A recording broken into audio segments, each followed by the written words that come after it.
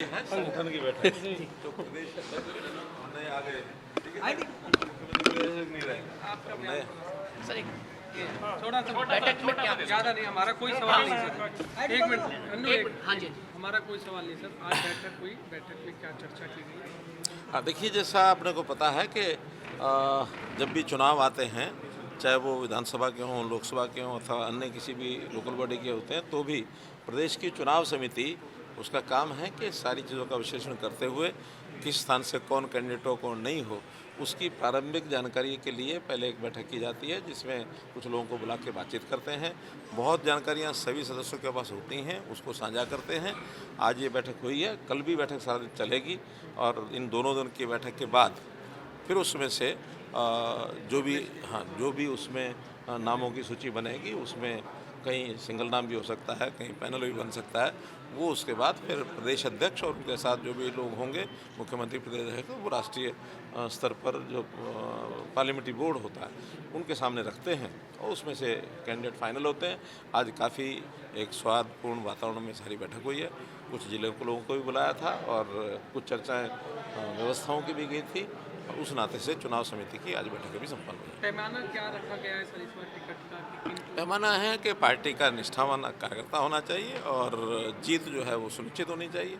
और इस बार बहुत अच्छा लग रहा है कि एक एक सीट के ऊपर 20, 25, 30 इतने कैंडिडेट्स ने अप्रोच किया है अलग अलग लोगों को, उनके सबके बायोडाटा आ गए हैं। अब हम सब मिल करके और उसमें से जिताऊ कैंडिडेट जो है वो 1 हो, 2 हो, 3 हो, इसका एक पैनल बना करके और वो पार्लियामेंट बोर्ड के पास भेजेंगे। और निश्चित रूप से मैं कह सकता हूँ कि जितना उत्साह आज प्रदेश में देखने को मिल रहा है, हरियाणा का ये रिकॉर्ड बनेगा कि कोई एक दल लगातार तीसरी बार सरकार बनाएगा तो वो भारतीय जनता पार्टी की सरकार तीसरी बार बननी सुनिश्चित करेंगे, ऐसा मेरा पूरा विश्वास है। कांग्रेस बातें कर रही है, लगातार ये भी कह रही है कि इस बार हरियाणा में कांग्रेस सरकार बनाने जा रही है। 75+ का वादा वो कर रही है, दावा कर रही है कि देखिए, दावा कोई कुछ भी करे, ये पार्टियां अपनी जगह करेंगी, लेकिन अल्टीमेटली जनता के हाथ में जनता क्या चाहती है, क्या करती है।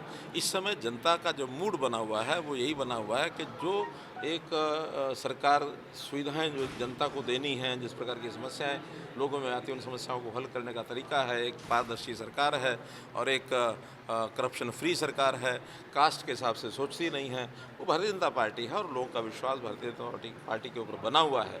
और अब तो बहुत सी एजेंसीज, बहुत सी मीडिया के लोग वो भी आके स्वयं हमको बताने लगे हैं कि भारतीय जनता पार्टी अपर एज पर है। ये आखिर में धीरे धीरे जैसे अपर साइड में कोई चलना शुरू होता है तो फिर आगे कहाँ तक बढ़ता है, ये समय के हिसाब से आगे बढ़ता है। लेकिन आज भारतीय जनता पार्टी कांग्रेस से अपर एज पर है, ये हमको सारी जानकारियाँ हैं। और आरक्षण का जो मुद्दा है वो इस बार जिस तरह लोकसभा चुनाव में हमने देखा सर, काफ़ी देखिए, वो चूँकि विषय केंद्र का होता है और केंद्र सरकार के नाते से वो विषय बड़ा दुर्भाग्यपूर्ण विषय खड़ा हुआ, क्योंकि जिस प्रकार की धज्जियाँ कांग्रेस ने संविधान की उड़ाई हैं, इतिहास पूरा भरा पड़ा है, लेकिन किन्हीं कारणों से वो मुद्दा कुछ लोगों के मस्तिष्क में बैठ गया। लेकिन भारतीय जनता पार्टी ने संविधान की पालना की है, हमेशा संविधान के अनुरूप चले हैं, डॉक्टर अंबेडकर जी के बताए हुए रास्ते पर चले हैं, तो उस नाते से संविधान की रक्षा सुरक्षा भारतीय जनता पार्टी करती है। ऐसे दर्जनों उदाहरण हैं जब कांग्रेस के समय इन संविधान की धाराओं का, संविधान की मूल भावनाओं का उल्लंघन किया गया।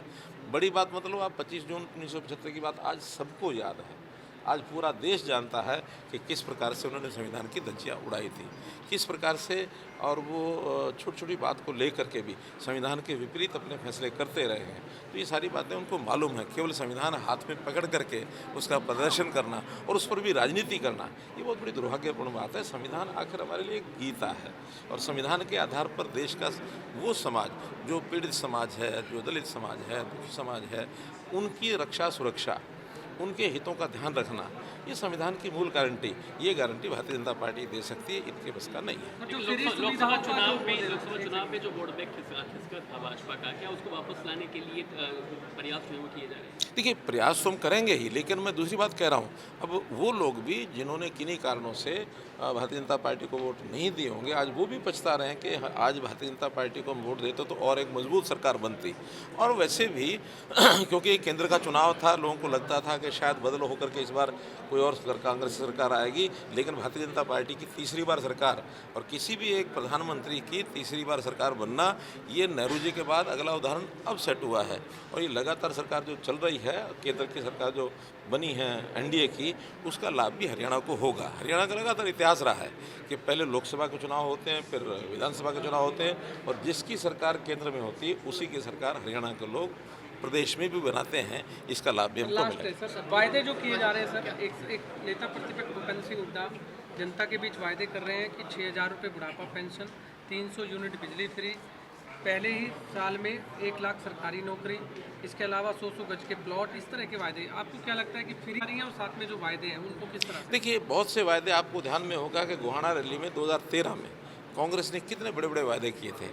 2014 के चुनाव से पहले नवंबर 2013 में रैली हुई थी, और उन्होंने जो वायदे किए थे, आखिर वो वायदे के बाद भी हरियाणा की जनता बहुत समझदार है। हरियाणा की जनता को पता है कि कौन सी चीज़ जो है सफल हो सकती है, कौन सी नहीं हो सकती है। हमने जितने आज तक काम किए हैं, ये काम कांग्रेस के अपने 10 साल में पहले कभी नहीं किए, और मैं चैलेंज करता हूं कि इतने काम देश की कोई भी कांग्रेस की सरकार या भारतीय जनता पार्टी के अलावा कोई और सरकार नहीं कर सकती है। हमने किसानों के कितने मुद्दे हल किए हैं, किसानों को टेल तक पानी पहुँचाया है, किसानों को यानी गाँव में 24 घंटे बिजली हमने दी है, गाँव के अंदर स्कूल खोले हैं, कॉलेजेस की भरमार की है, फसलों की यानी 25 फसलें 14 और 10 24 फसलें ये MSP पर खरीदने का हमने काम किया है। तो ये सारे जो काम हम तो कर रहे हैं, वो तो वायदे कर रहे हैं, हम तो काम कर रहे हैं। और उस काम में यानी आज वो कुछ भी पेंशन की बात कहें, ये कहें वो कहें, हमारी सरकार ने यानी सर्वाधिक पेंशन देने वाली ये सरकार हरियाणा सरकार है। मेडल जो हैं, ओलंपिक के मेडल्स हैं या खिलाड़ियों के जो अवार्ड्स हैं, सर्वाधिक राशि का जो अवार्ड है वो हरियाणा की सरकार देती है। तो हरियाणा बहुत चीज़ों में देश में आज नंबर 1 है। हमारे हरियाणा की आर्थिक स्थिति, हरियाणा का जो हमारा जो पैरामीटर्स हैं आर्थिक स्तर पे, वो भी काफ़ी ऊंचे हैं। आज हरियाणा सरकार सुरक्षित सरकार है, लेकिन ये जो जिस प्रकार की घोषणाएं कर रहे हैं, इनको ये पता नहीं है कि ये पैसा आएगा कहाँ से। ऐसे फ्री बीज बहुत प्रदेशों ने करके देख लिए हैं, पर वो पूरा नहीं कर पा रहे हैं। कहीं हम इतना पैसा देंगे, इतना पैसा देंगे, कहीं धान का बोनस देंगे, कहीं हम मुफ्त में और 1 लाख रुपया साल का देंगे, 8,500 रुपये महीने का देंगे। कितनी ही घोषणाएं कर चुके हैं। हम घोषणाएं वही करते हैं या तो पूरा ही करना शुरू कर देते हैं। हमने तो, हमारी सरकार ने यानी अगर 500 रुपया गैस सिलेंडर की बात कही है तो उसको शुरू कर दिया है। हमारी सरकार अगर पेंशन दे रही है तो वो सर्वाधिक दे रही है। हमारी सरकार अगर मानो केंद्र की योजनाएं जितनी आज सफलता से मिल रही हैं, वो मिल रही हैं। किसान के खाते में अगर किसान सम्मान निधि जाती है तो ये किसी ने डिमांड नहीं की थी, लेकिन किसान के हित में प्रधानमंत्री जी ने सोचा कि इसको हम किसान के जो प्रारंभिक खर्चे होते हैं, गरीब किसान है, छोटा किसान है, उसको पैसा मिलना चाहिए। तो साल का 6,000 रुपया ये देना शुरू कर दिया, और शुरू करके लगातार हर 4 महीने बाद एक किस्त जाती है। तो मकानों की बात है, 1 करोड़ रुपया शहरी क्षेत्र में, 2 करोड़ रुपया ग्रामीण क्षेत्र के अंदर। अभी केंद्र सरकार का जो पहला कैबिनेट मीटिंग थी, 3 करोड़ नए मकान देने के लिए शुरू किया। बहुत ऐसी योजनाएं हैं जो मेरे पास अपने विभाग है, चाहे वो पावर डिपार्टमेंट है, चाहे वो हाउसिंग और अर्बन डेवलपमेंट की विषय हैं, उसके अंदर कितनी नई योजनाएं हमने शुरू कर दी हैं। अभी पावर के अंदर सोलर है, सोलर को बढ़ावा देने के लिए सारे देश भर में जिन प्रांतों में सोलर की ज़्यादा यानी संभावनाएं हैं, उनके आधार पर सोलर बिजली को बनाना शुरू कर दिया है। सोलर बिजली दिन में होती है, रात को मिलती नहीं है, तो रात में उसका उपयोग कैसे हो, हमने उसके लिए स्टोरेज की सिस्टम यानी बिजली का स्टोरेज कैसे किया जाए, pump storage system, battery storage system, इसको करना शुरू कर दिया है।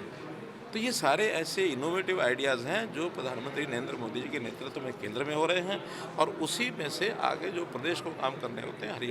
हरियाणा एक लीडिंग स्टेट है सारे देश भर में। इस नाते से मेरा पूरा विश्वास है कि जनता भारतीय जनता पार्टी को तीसरी बार एक अच्छे बहुमत के साथ सरकार बनाने का मौका देगी।